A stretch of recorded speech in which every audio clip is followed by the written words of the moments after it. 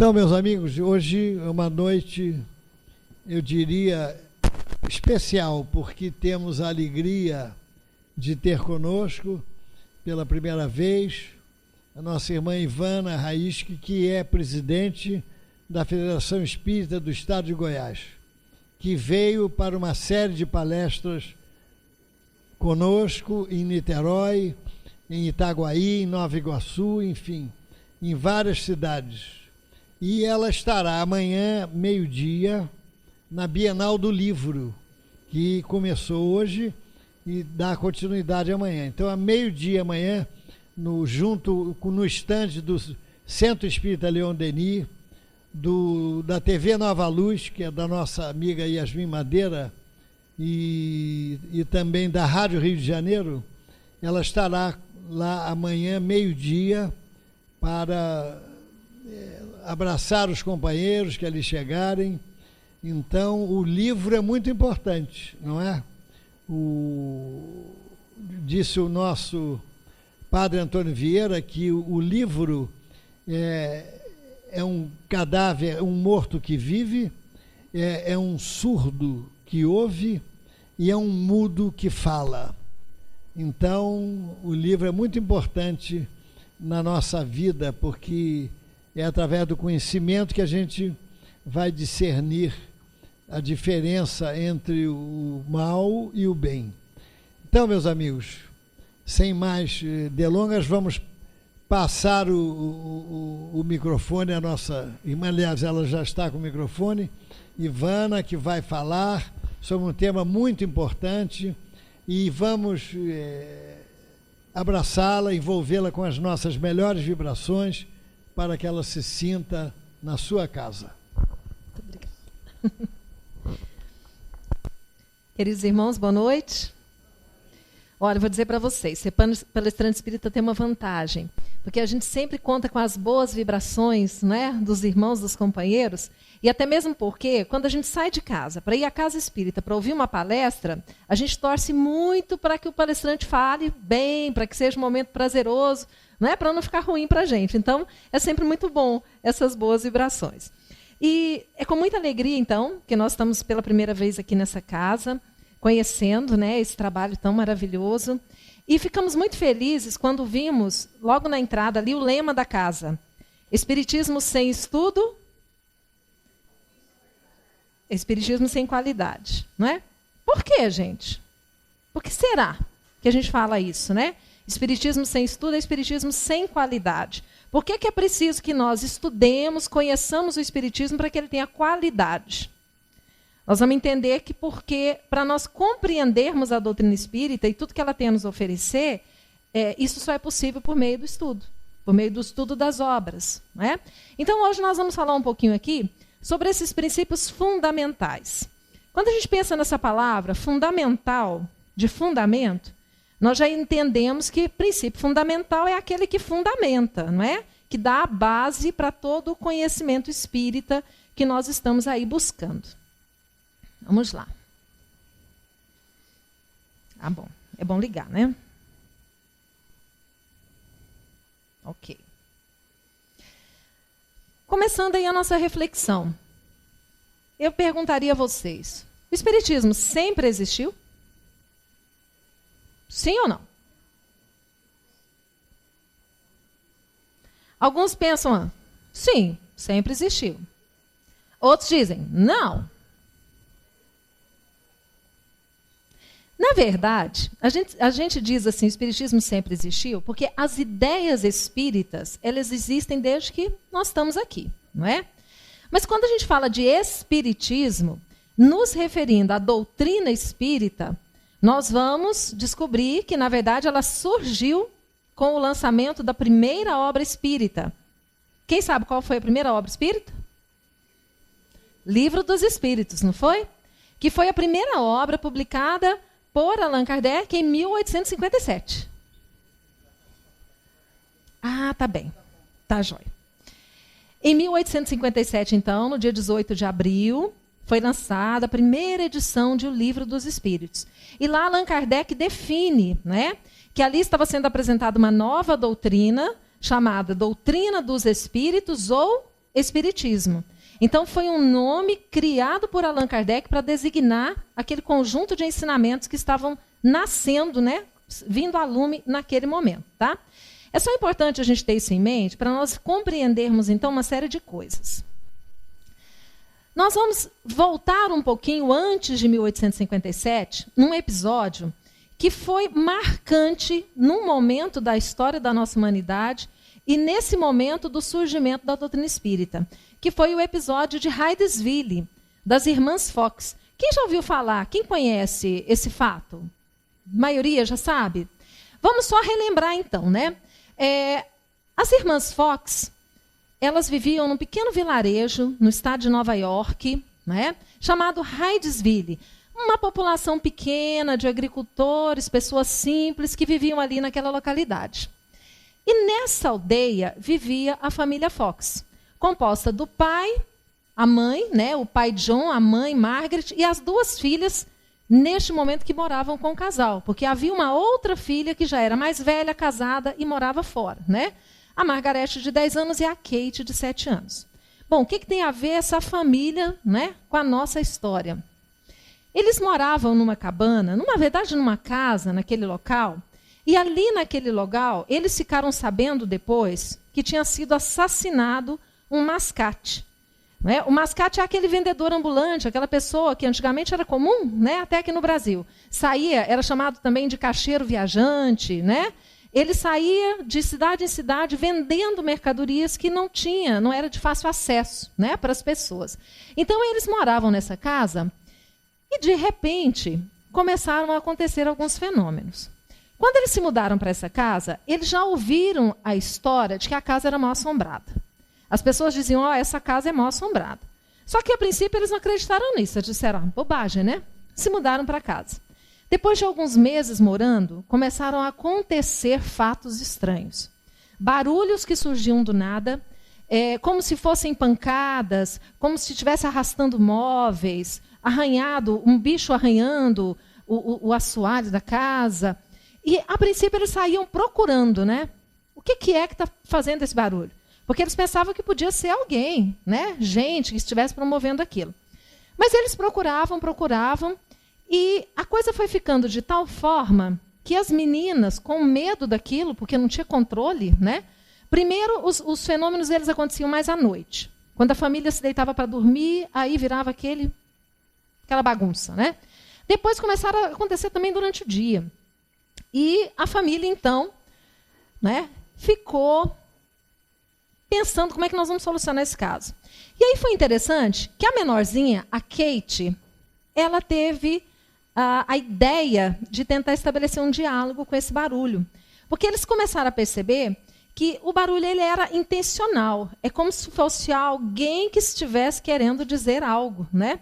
Então, num determinado dia, a Kate, ela fez uma proposta.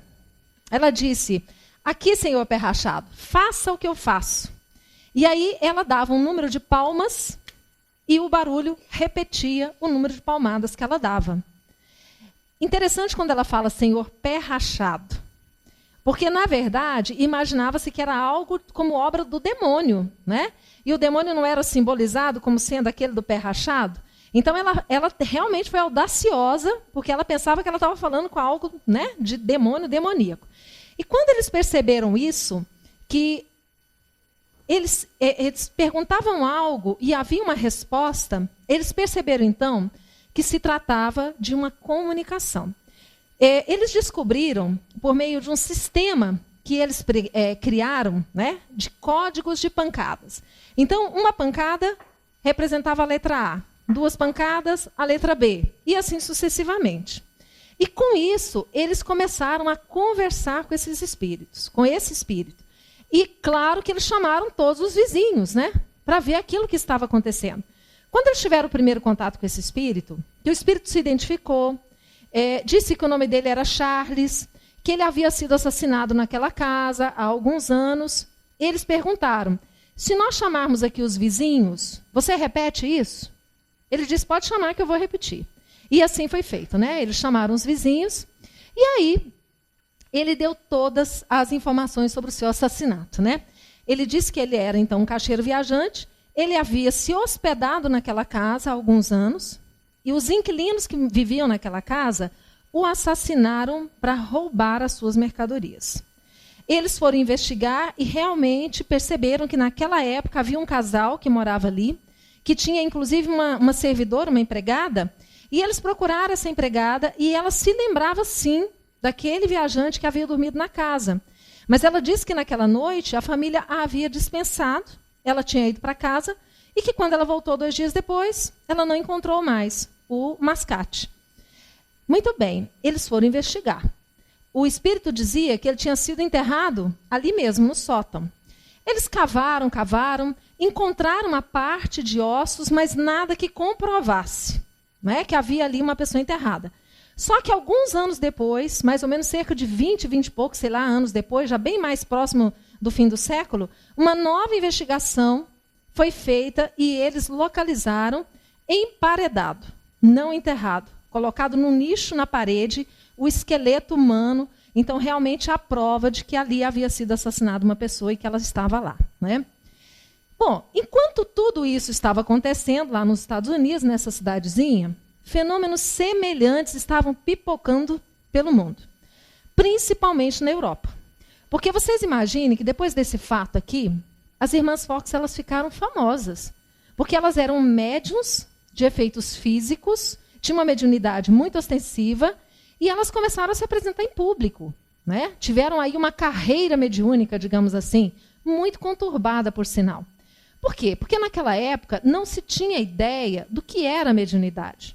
Então, todos os médiuns, e muitos houveram, né, naquela época, com uma mediunidade assim, muito ostensiva, os médiuns eles não sabiam muito bem por que eles tinham esse sentido da mediunidade e o que eles deviam fazer, de que forma que deveria se usar a mediunidade.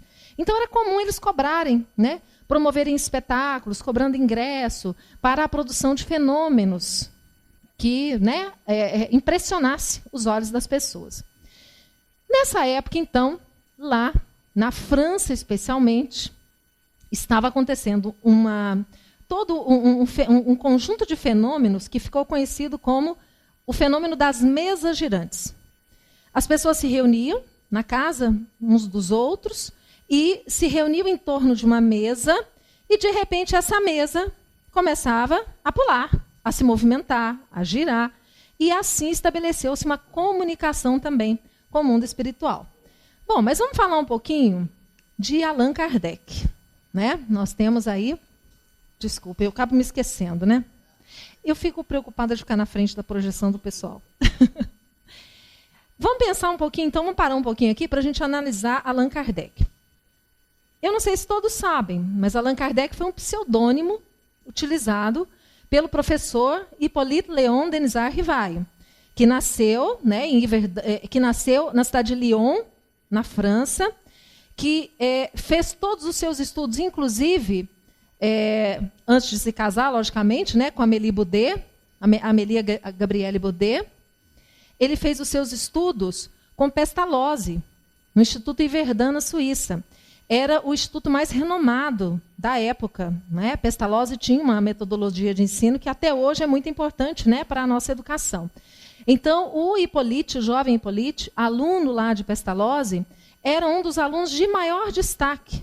Inclusive, em algumas ocasiões, ele era chamado para substituir o mestre, quando o mestre precisava se ausentar, né? O mestre Pestalozzi. Então, ele foi educado com todo esse primor, não é? Ele era poliglota, ele era autor de diversos livros, inclusive livros didáticos, que foram utilizados em universidades, em escolas, não só na França, mas também, né, na Europa de forma geral. E, pelo fato de ser poliglota, ele traduziu muitas obras importantes, inclusive a obra de Fénelon, que ele traduziu para a língua alemã. Quando, então, esse professor, que já era renomado, já era conhecido, respeitado, né, em toda a sociedade europeia, quando ele fica sabendo desses acontecimentos, daquelas mesas que giravam e que diziam conversar com os espíritos, ele, com o espírito científico que tinha, a princípio ele ficou cético. Ele pensava, isso pode ser simples efeito do magnetismo, ele era um estudioso também do magnetismo, Mas, a princípio, ele não se interessou muito. Ele ouvia dizer, algumas pessoas convidavam e ele ignorou. Só que depois ele começou a receber convites de pessoas pelas quais ele tinha muito respeito.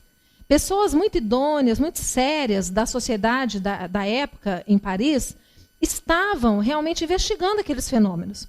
Até que ele recebe o convite de um particular amigo e ele resolve, então, conhecer uma dessas reuniões de comunicação com os espíritos. E aí, nesse dia, ele percebe que havia ali algo muito maior do que se imaginava. Porque realmente havia uma comunicação, havia uma causa inteligente, porque perguntavam-se para os espíritos diversos assuntos e eles respondiam. Então ele percebeu que havia uma inteligência extracorpórea ali, que não poderia ser simplesmente efeito do magnetismo. E que não poderia haver fraude nem embuste, porque as pessoas envolvidas eram pessoas muito sérias, que ele conhecia e em quem ele confiava. Então ele resolveu que ele iria estudar. E ele começou esse estudo e fundou, logo após o lançamento do primeiro livro, né, o Livro dos Espíritos, a Sociedade Parisiense de Estudos Espíritas, que nós dizemos e consideramos como sendo o primeiro centro espírita do mundo, não é? Criado por Allan Kardec. Agora, como é que ele, então, conseguiu lançar essa obra, o Livro dos Espíritos? E por que utilizar um pseudônimo? Por que não colocar o nome dele? Participando dessas reuniões, ele começou a realizar toda uma investigação, né? Ele começou a observar, ele começou a participar de outros grupos, e ele teve notícias de vários grupos que também faziam aquele tipo de estudo e de trabalho em diversas partes da Europa. Então ele começou a escrever para esses grupos, se corresponder com esses grupos, e ele enviava perguntas para grupos diferentes, em lugares diferentes, médiuns diferentes. Ele enviava a mesma pergunta. E pedia que aqueles grupos, então, fizessem essas perguntas para os espíritos. Quando aquilo acontecia, os grupos devolviam para ele.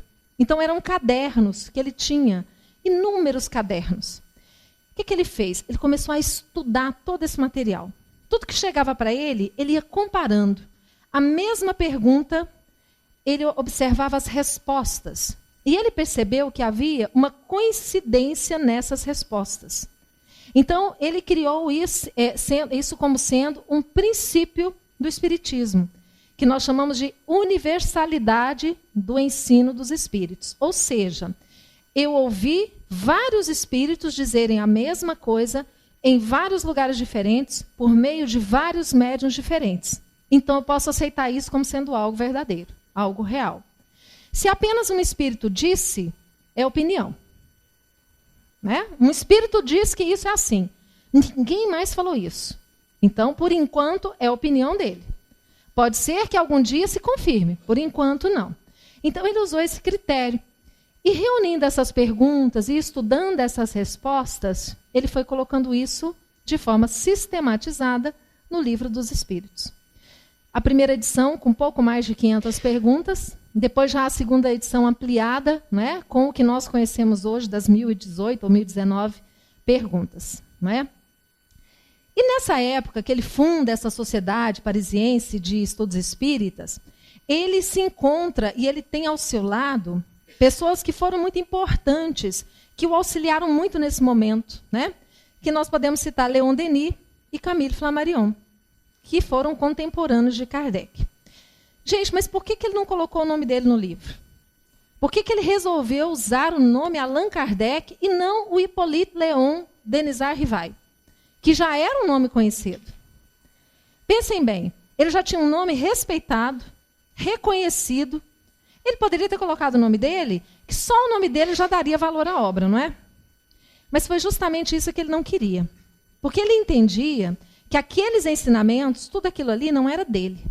Ele era apenas o organizador, né? Ele apenas coletou tudo isso e organizou em forma de livro. Mas o pensamento era dos espíritos superiores. Ele entendeu que se ele assinasse o nome dele, as pessoas poderiam confundir, imaginando que aquilo era obra pessoal dele. E ele não queria isso. Então, um espírito amigo sugere, né, o informa, na verdade, que numa reencarnação anterior, ele tinha tido esse nome, Allan Kardec. E ele resolve, então, usar esse nome como pseudônimo para que a obra não tivesse essa influência, para que a obra fosse avaliada pelo seu conteúdo e não pelo nome do autor, né? Que nesse caso não seria um autor conhecido. E aí nós temos, né, surgindo aí as obras que nós chamamos de básicas ou fundamentais da doutrina espírita. A primeira delas, como nós já dissemos, aí o Livro dos Espíritos. Lá na introdução, na apresentação, né, do Livro dos Espíritos, nós temos aí essa informação, que essa obra fala sobre a imortalidade da alma. Vejam só, imortalidade da alma. Princípio básico da doutrina espírita, não é? A natureza dos espíritos e as suas relações com os homens. Os espíritos não são todos iguais. Existem naturezas dos espíritos, não é? E esses espíritos, eles se relacionam, sim, conosco encarnados. As leis morais, a vida presente, a vida futura e o porvir. Analisando o hoje, o amanhã, o que nós podemos esperar de futuro para nós? De acordo com os ensinos dados por espíritos superiores e com o concurso de diversos médiuns, recebidos e coordenados por Allan Kardec. Vejam que ele faz questão de dizer isso. Primeiro, gente, a doutrina espírita, ela tem um caráter universal, porque não foi um único espírito quem mandou as mensagens, foram vários, não é? Por meio de vários médiuns. Então, isso dá a ela esse caráter de universalidade, não é? Que para ele isso é fundamental. Na primeira parte do Livro dos Espíritos, nós temos lá de cara das causas primárias. É onde ele vem nos falar sobre Deus, não é? Vocês lembram qual que é a primeira pergunta do Livro dos Espíritos? Que é Deus? Percebem que ele não perguntou quem é Deus? Porque nós temos essa tendência de pensar que Deus é como nós, né? É aquele velhinho de barba branca, lá no trono celeste, jogando raiozinho, né, em cima da gente. Ele já pergunta o que é Deus. Ele quer compreender. E aí a resposta?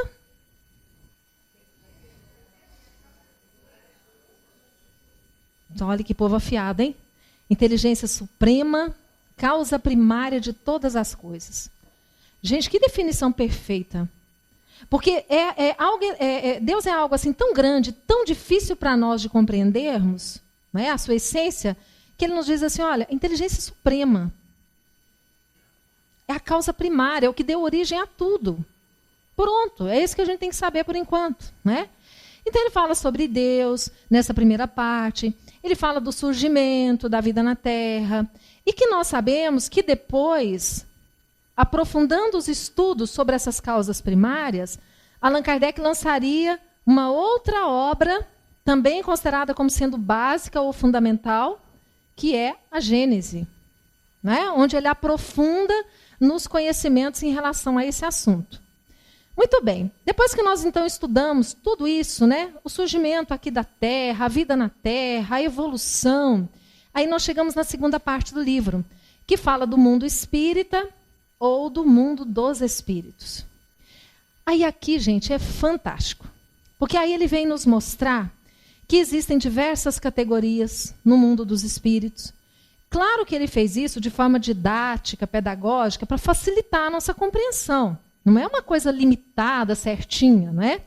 Mas ele vem nos mostrar que todos nós somos criados por Deus de forma simples e ignorante, mas destinados à perfeição. Então nós passamos por um processo de evolução. Todos nós estamos destinados a sermos espíritos perfeitos. Todos nós. Assim como Jesus é um espírito perfeito. Nós também seremos um dia. Então ele vem nos mostrar que, dependendo do estágio evolutivo que nós estivermos, nós somos espíritos de determinada categoria. E o mundo onde nós habitamos também são mundos de categorias adequadas para a nossa experiência, né? Para nós, para o nosso aprendizado. Então ele nos ensina que existem mundos de expiações e provas, que é o que nós vivemos, né? Somos informados pelos espíritos que no momento nós estamos passando por uma fase de transição, nosso planeta está se transformando em mundo de regeneração, mas que antes de sermos mundo de expiações e provas, já passamos pelo estágio de mundo primitivo, que é aquele destinado às primeiras reencarnações, não é? Fácil a gente saber, né? Na época do Homem das Cavernas, naquele período onde a gente agia muito mais pelo instinto, fomos evoluindo. O mundo evolui de acordo com a evolução dos seus habitantes, não é? Aí mundos de regeneração, mundos ditosos, mundos celestes ou divinos. Ele faz essa classificação só para que nós possamos compreender que é um processo, não é? Isso não é coisa bem definida. Essa segunda parte também nos fala das relações que existem entre os espíritos e nós. De que forma que os espíritos interagem conosco. Vocês lembram que tem uma pergunta lá no Livro dos Espíritos que Allan Kardec pergunta assim: os espíritos influenciam em nossos pensamentos e atos? Muito mais do que pensais, de ordinário são eles que vos dirigem, não é? Mostrando para nós que existe uma relação muito próxima entre nós e os espíritos desencarnados. Quando nós falamos espíritos desencarnados, é porque nós também somos espíritos, mas encarnados. Então, essa relação entre os espíritos desencarnados e encarnados é algo natural e que sempre aconteceu. Só que nem todos nós somos médiuns para enxergarmos os espíritos, não é? Alguns de nós têm essa mediunidade, vê os espíritos, a maioria não. Nós não percebemos essa influência. Então, muitas vezes, no dia a dia, nós estamos ali preocupados com alguma situação, né? Elevamos o pensamento em prece, pedindo a Deus que nos ajude para que possamos tomar uma decisão acertada. E, de repente, começam a vir aquele tanto de pensamentos, né? Vem um pensamento, olha, faz assim, não, faz assim. Nesse momento, nós não estamos vendo, mas espíritos estão aqui, olha, tentando nos ajudar. Nós fizemos a prece, pedimos a ajuda a Deus e a prece é respondida. Nós não enxergamos, mas nós estamos sendo auxiliados. Agora, da mesma forma, se eu não faço isso pela prece, se no momento de raiva, não é? No momento de fúria, eu faço algo, muitas vezes eu também estou sendo auxiliado por irmãozinhos que se comprazem em realmente ver isso, né? Ver o circo pegar fogo. Então, nós demos brecha, ele diz assim, é hoje, né? Muitas vezes, inimigos, desafetos nossos do passado. Pessoas que nós já prejudicamos no passado e que, na primeira oportunidade que nós demos, houve sintonia. Eles nos influenciam a tomarmos atitudes equivocadas porque querem ver a nossa queda. Então, nessa parte, nós vamos aprender muito sobre isso, essas relações, né? Sobre a mediunidade e tudo mais. E essa parte também, depois de uma forma mais aprofundada, vai dar origem a uma outra obra que Allan Kardec lança, que é o Livro dos Médiuns, não é? Que é o manual de todos aqueles que queiram compreender melhor a mediunidade. Muito bem. Prosseguindo nesse estudo aí do Livro dos Espíritos, nós vamos encontrar a parte terceira, que nos fala das leis morais. E olha que aqui, né, nós vamos dizer assim, brincando, né, tá a cereja do bolo. Porque aqui, os Espíritos vêm nos trazendo a moral ensinada por Jesus. Vêm nos auxiliando a compreender muita coisa que Jesus disse, que Jesus fez, e que às vezes nós tínhamos dificuldade de compreender. E o desdobramento dessa terceira parte vai dar origem ao Evangelho segundo o Espiritismo, que para nós é um livro maravilhoso e perfeito, porque ele desvenda para nós muitos dos fatos que Jesus realizou. Muita coisa que Jesus disse, que a princípio parece algo assim estranho para a gente, não é? Quando Jesus diz assim, eu não vim trazer a paz, eu vim trazer a espada. Nós ficamos pensando, mas como? Não é? Jesus era todo amor, era o representante da paz. E aí o Evangelho segundo o Espiritismo vem nos mostrando o que ele quis dizer com isso. E aí nós falamos, puxa vida, é verdade, né? Faz sentido. E aí, na quarta parte do Livro dos Espíritos, nós temos das esperanças e consolações. Bom, nós já sabemos que nós viemos morar nesse planeta, porque aqui é a nossa casa, é o local da nossa evolução. Mas o que vai acontecer com a gente quando nós desencarnarmos? Para onde nós vamos? Vamos para o céu ou para o inferno? Será que existe céu e inferno assim, né? O céu lá em cima e o inferno lá embaixo? E aí nós vamos aprender sobre isso, né? Sobre a justiça divina, sobre o que acontece então conosco após a desencarnação, e que vai também originar mais uma obra, né? Que é a obra O Céu e o Inferno, que justamente nesse ano de 2015 faz 150 anos da sua publicação. Não é? Então, dessa forma, nós temos aí aquilo que ficou conhecido como sendo as obras básicas ou fundamentais da doutrina espírita. Primeiro, Livro dos Espíritos. Na sequência, Livro dos Médiuns, o Evangelho segundo o Espiritismo, depois o Céu e o Inferno, e a quinta obra, a Gênese. Nós chamamos essas 5 obras de Pentateuco kardeciano, ou Pentateuco espírita. Nesses 5 livros, nós temos os princípios fundamentais da doutrina espírita. Agora, nós temos outras obras que complementam, não é? Obras póstumas, que foi uma coletânea de textos publicados após a desencarnação de Allan Kardec, que por isso não é tão bem aceita por muitos, né? Porque não se sabe exatamente o que daquilo realmente Kardec escreveu, como é que foi, mas que tem muita informação importante para nós. Nós temos o que é o Espiritismo, onde Kardec, em vários diálogos com várias pessoas, não é, fala sobre o Espiritismo, e nós temos a Revista Espírita.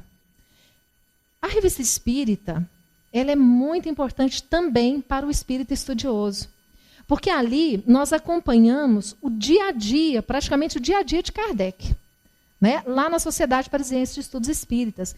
Então, as coisas que chegavam para ele, os casos que chegavam, estudos que eles realizavam, ele ia publicando na revista. Então, tem casos muito interessantes, tem situações assim bem interessantes para o nosso aprendizado. Então, é importante também que nós espíritas nunca deixemos de estudar as obras fundamentais, mas que possamos também ampliar estudando a Revista Espírita. Tá? Além, é claro, né, nós não podemos deixar de dizer, das outras que vieram, não só dos contemporâneos de Kardec, como Leon Denis, Camille Flammarion, Ernesto Bozano, mas também dos nossos, né, da nossa produção brasileira, sobretudo a obra psicografada por Chico Xavier, que nós entendemos também que é uma obra que vem complementar, né, auxiliar a compreensão daquilo que Kardec disse. Porque se nós pegarmos a obra psicografada por Chico, nós não vamos encontrar nela nada que seja confrontante, incoerente com a doutrina espírita. Sempre com muita coerência, facilitando o nosso entendimento acerca, né, da vida espiritual, das relações que regem o nosso mundo e o mundo dos espíritos. Muito bem, estudando então essas obras, nós vamos conhecer esses princípios básicos, fundamentais da doutrina espírita.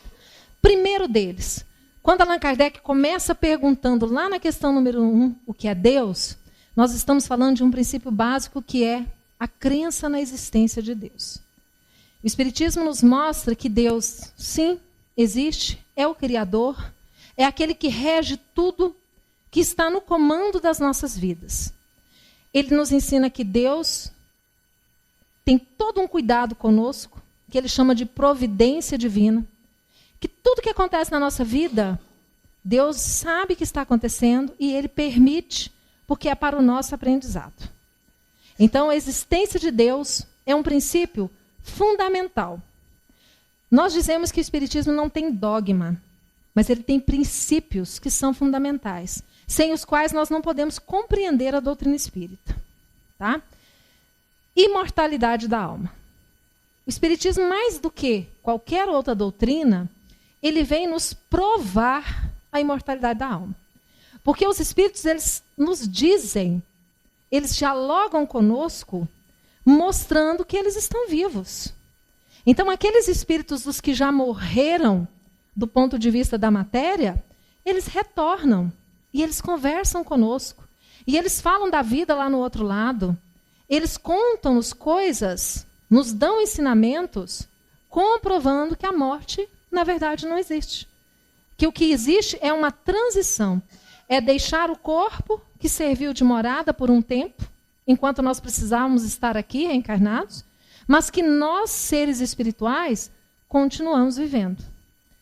Aí tem gente que ainda diz assim, esse negócio de sobrevivência do espírito, ninguém nunca voltou para contar. Vocês já ouviram isso?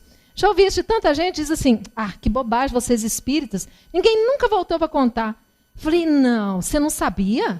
Muita gente já voltou. Muita gente já voltou para contar, não é? Quem visitasse as sessões do Chico Xavier, onde ele recebia cartas, não é, dos desencarnados, para consolar aqueles corações sofridos de mães, de pais, de esposos, de filhos que estavam ali, iam poder comprovar que muitos já voltaram para contar. Então, a imortalidade da alma é algo que não tem como questionar. Não dá para a gente ser espírita sem compreender que a imortalidade da alma é fato. Não é? A reencarnação é outro princípio que não é possível nós compreendermos o Espiritismo sem a reencarnação. Porque somente a reencarnação é que vai nos explicar por que tanta desigualdade no mundo. Por que tanta diferença? Olha, eu me recordo na minha adolescência, na minha juventude, que eu estava assim ainda em busca, né, de uma religião, aquela coisa, e eu pensava assim, mas como que Deus pode ser justo se Ele permite tanto sofrimento no mundo? E sofrimentos, às vezes, que aparentemente são tão injustos. Você olha aquela pessoa que sempre foi boa, nunca fez mal para ninguém, e tem uma vida dura, sofrida. E aí você vê o outro que só se dá bem, e é malandro, é corrupto. Aí a gente pensa, mas como pode? Onde que está esse Deus que não vê isso?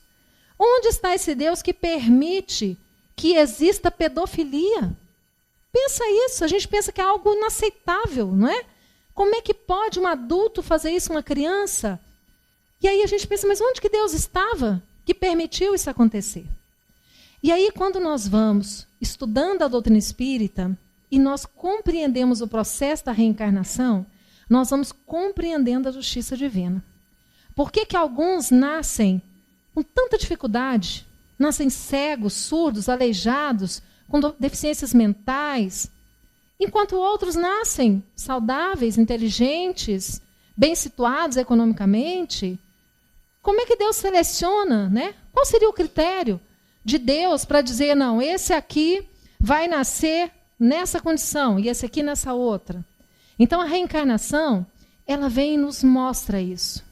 Gente, é tão maravilhoso, porque quando nós percebemos, né, quando nós compreendemos esse processo da reencarnação, tudo o que acontece na nossa vida fica mais fácil de nós encararmos. Porque nós pensamos assim, bom, se isso está acontecendo comigo, é algo que eu preciso aprender. Não é? É uma lição que Deus está me dando a oportunidade de viver para o meu aprendizado. E olha, um fato interessante que aconteceu conosco lá, Gilberto, agora, 2 semanas. Uma companheira nossa de trabalho lá da Federação Espírita, uma jovem de 43 anos, super dinâmica, uma pessoa maravilhosa. Ela se sentiu mal, lá de repente, foi ao médico, o médico pediu alguns exames, de repente descobriram que ela estava com um tumor no cérebro. Um tumor enorme, do tamanho de um limão, na região da glândula pineal. O primeiro diagnóstico foi terrível. O médico disse para ela, olha, tem que fazer cirurgia, e a cirurgia é muito delicada, é muito perigosa. Você corre o risco, inclusive, de ficar cega, de perder a voz. Fez aquele terror, né? Ela chegou lá assim, né? Assustada. Aí nós dissemos, olha, vamos ouvir outras opiniões, né? Algo tão trágico assim, vamos procurar. Fomos num segundo médico, indicado por um amigo. Ele olhou os exames, repetiu a mesma história. Olha, é realmente cirúrgico. A cirurgia tem que ser logo, porque esse tumor vai começar a crescer e já vai começar a aparecer sintoma. Porque até então, meus irmãos, ela não tinha sintoma nenhum, ela não sentia nada, nada. Ele disse, tem que fazer a cirurgia e você corre o risco, inclusive, de morrer na cirurgia. Nós ficamos assim, meu Deus. E nessa ocasião, eu estava com ela quando nós fomos ao médico. Ela falou assim para mim, olha, Ivana, eu estou muito tranquila. Eu me preocupo com a minha filha, com a minha mãe, mas eu acredito na providência divina. E se eu tiver que passar por isso, eu vou encarar com a maior tranquilidade, porque eu sei que é algo que eu preciso, é para o meu bem. Então, eu estou muito tranquila. Eu fiquei muito feliz, muito admirada, porque realmente ela encarou aquela situação com tranquilidade. Mas nós dissemos assim, mas vamos um terceiro médico, vamos ouvir uma terceira opinião, né? Pelo menos 3, para dizer uma notícia dessa, né? Fomos no terceiro médico. O terceiro médico olhou os exames dela e disse assim, olha, tem que fazer nada. O seu tumor que você tem está calcificado. No mínimo 10 anos tem que você tem esse tumor aqui. Se ele calcificou, o organismo sepultou. Então não tem que fazer nada, minha filha. Esse tumor não vai crescer. Por isso que você não tem sintoma. Então o que eu te proponho? Daqui a 6 meses você volta aqui, a gente repete o exame, você vai ver que ele não vai ter mudado nada, porque ele está calcificado. Olha que coisa interessante, né, gente? Maravilhoso, né? Então, assim, foi uma bênção, um alívio, né? Mas o que me marcou foi que para essa nossa companheira, o Espiritismo fez diferença na vida dela. Porque ela não se desesperou. Ela aceitou com serenidade e ela disse, o que eu tiver que passar, eu vou passar. Se tiver que desencarnar, é o momento. Nós vamos desencarnar um dia, todos nós. Se o meu momento for agora, eu vou entender. É melhor para mim. Foi Deus que planejou, eu planejei. Então, o Espiritismo, ele nos dá essa tranquilidade, essa maturidade para aceitar essas situações. Mas, uma outra bênção também que Deus nos proporciona, que é o esquecimento do passado. Porque vocês já imaginaram, se de repente, né, a gente vai para a maternidade para ter o nosso filho, nasce aquele bebezinho, você olha para a cara dele e fala assim, o quê? Você? Voltando? Deus me livre! Você já me aprontou demais, não quero saber de você, não. Se a gente reconhecesse, nós não aprenderíamos a amar, não é? Agora, o que acontece? Quando nasce a criança, olha ali, um ali, todo fofinho no colo da mamãe, né? Quando nasce essa criaturinha, a gente olha e o coração da gente transborda de amor. Gente, pode ser o pior inimigo do passado. E a gente transborda de amor por ele, não é? Então, é a escola da vida nos dando a oportunidade de aprender a amar. Agora, é interessante, porque algumas pessoas dizem assim, Ivana, vocês que são espíritas aí, que falam de reencarnação, né? Então, por que a gente não lembra? O que vale ter reencarnação se eu não lembro do que eu fiz? Então, a gente precisa compreender que não lembrar é uma bênção. Mas vocês podem ter certeza que tudo que nós já vivemos está tudo gravadinho na nossa consciência. Está tudo gravado, né? Nós temos a intuição daquilo que nós temos que fazer baseado no que nós já vivemos no passado. Então, por isso que a gente sempre diz, para o espírita, nós não temos que ter preocupação em buscar as nossas irmãs que leem a sorte, né? Que olham a bola de cristal, para saber o futuro, para saber o que a gente foi no passado. Isso não importa. E é tão fácil também para a gente saber, porque para saber como eu fui no passado, é só olhar o meu presente. Porque o que eu estou vivendo hoje é reflexo do que eu plantei no passado. Porque nós sabemos que existe uma lei que é de ação e reação. Toda ação gera uma reação. Então, aquilo que eu semeio, aquilo que eu planto, eu tenho que colher. Não tem como semear arroz e colher trigo. Não tem como semear o mal e colher felicidade. Compreendendo isso, eu não me preocupo com o que eu fui no passado e nem com o que eu vou ser no futuro. Porque o meu futuro eu estou fazendo hoje.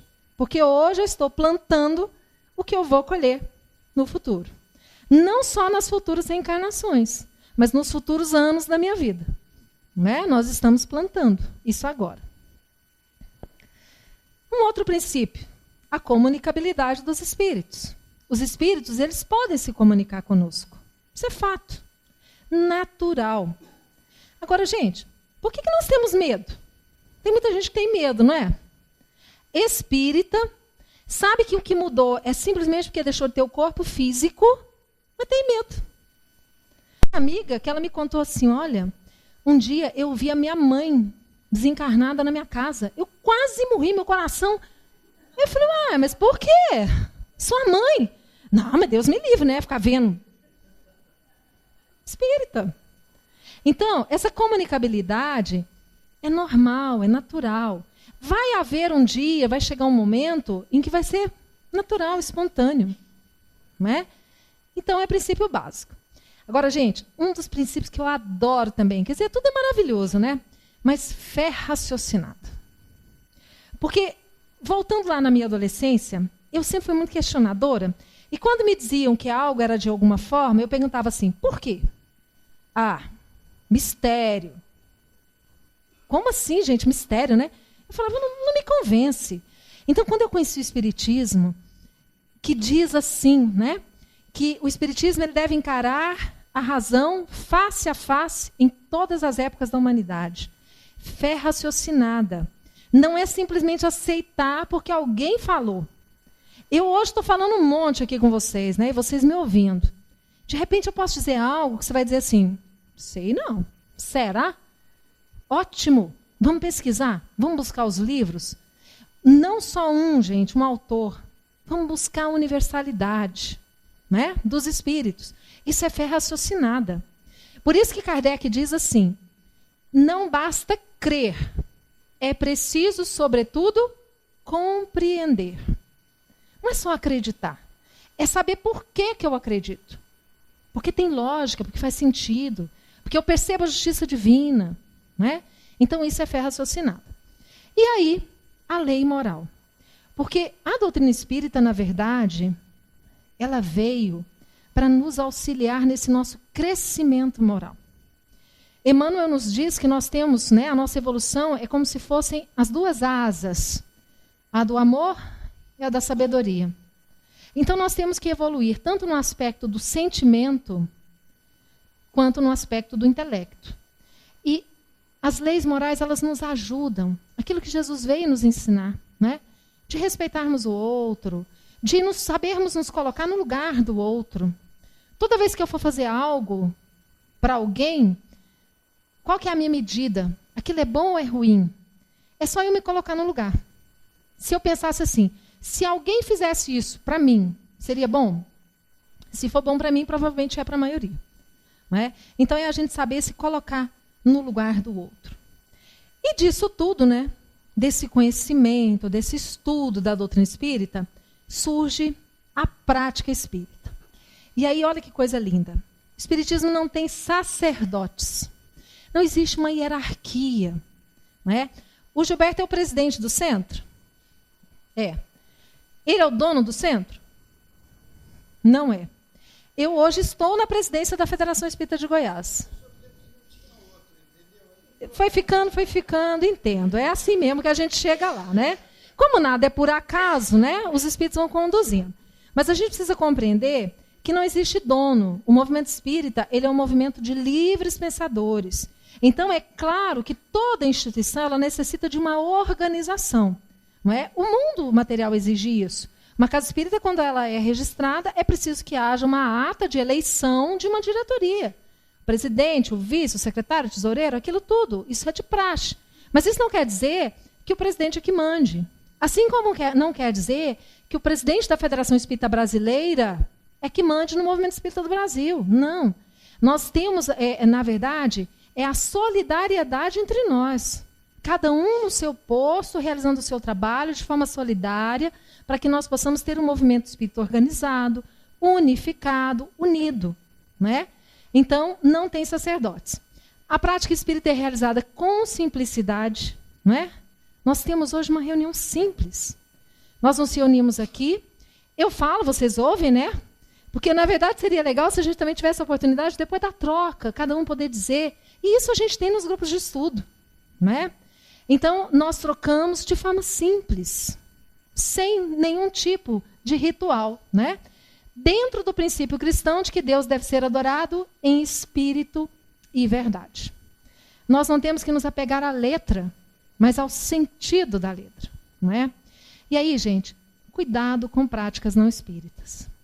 Porque, às vezes, nós nos empolgamos tanto com algumas práticas que não são espíritas e que podem ser muito boas e muito valiosas, mas que não compete à casa espírita realizar. Não é prática do espiritismo. Então, nós temos só que ficar atentos a isso.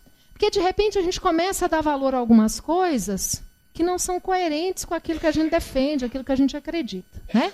Então, sempre passar pelo crivo da razão, qualquer tipo de prática.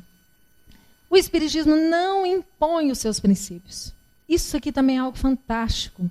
Nós não temos a pretensão de converter ninguém. Por isso que nós dizemos que a doutrina espírita ela não é proselitista.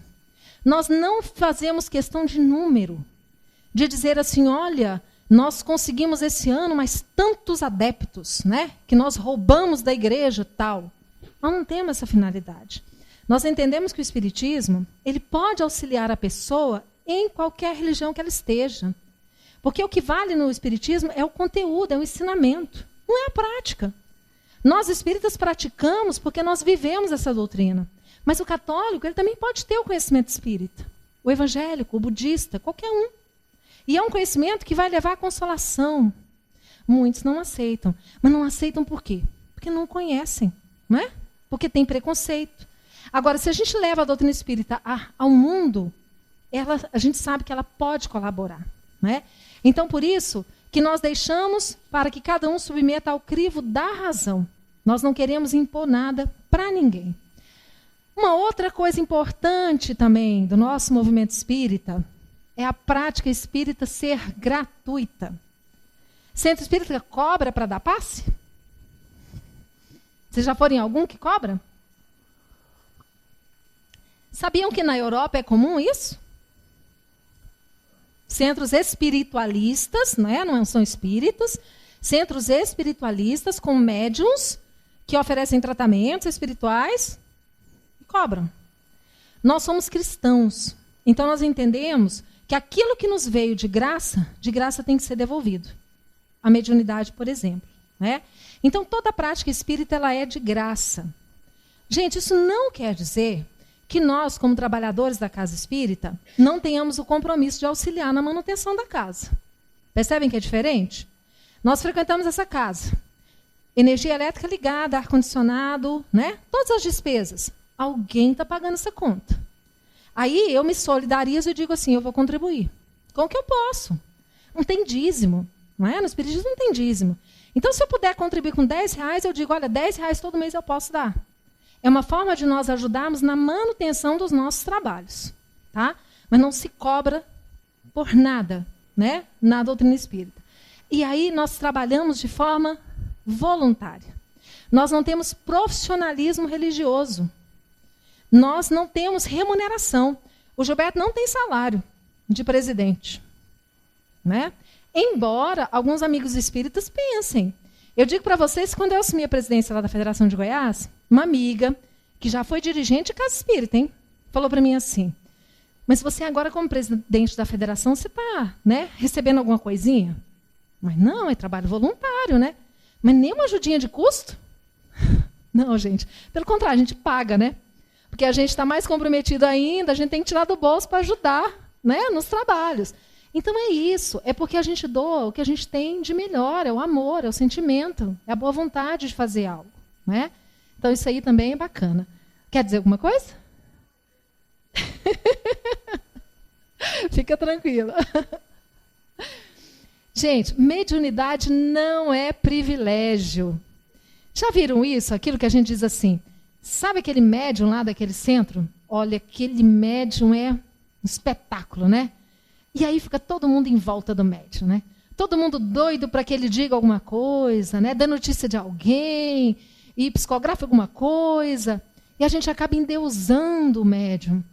Mediunidade não é privilégio, é compromisso, né?